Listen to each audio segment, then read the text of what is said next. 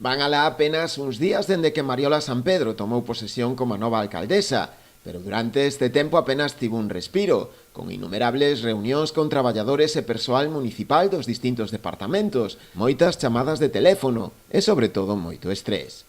Aínda así, para ela, moito deste traballo non é novo. Xoga con vantaxe da súa etapa anterior como concelleira, na que exerceu de primeira tenente de alcalde do goberno de Manuel Ruiz, levando ademais áreas de peso, como é o de Facenda. Eu creo que teño a sorte de que coñezo ben a casa, de que coñezo como funciona a administración local, e de que, bueno, aínda que nestos 2 anos e medio pois hai moitos temas que poden ter cambiado ou que son novidade en riba da mesa, pois teño unha radiografía a grandes rasgos que teño bastante interiorizada na miña cabeza. Polo tanto, pois son primeiras horas sobre todo de rondas de contactos, de visitas aos diferentes departamentos, de coñecer pois xa as primeiras puntadas do que todos os departamentos pois che solicitan, aínda que eu efectivamente lles pedín a cada un deles que nos fagan chegar pois esa lista da compra, non, con todas as necesidades, sobre todo por orden de prioridade, e do que poden supoñer tamén pois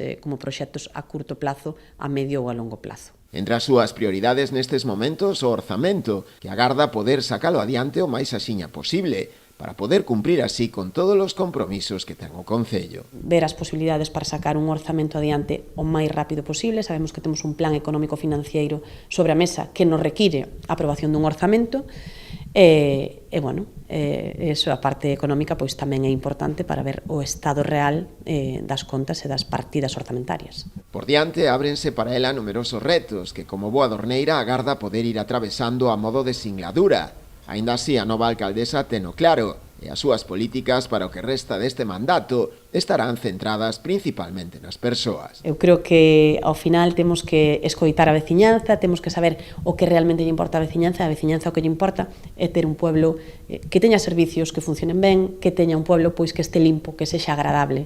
Sabemos que hai moitos proxectos estratégicos por sacar adiante. Por suposto, hai un proxecto como pode ser o polígono industrial, hai esa residencia que estamos pois traballando tamén en ver como vamos a actuar de cara ás alternativas.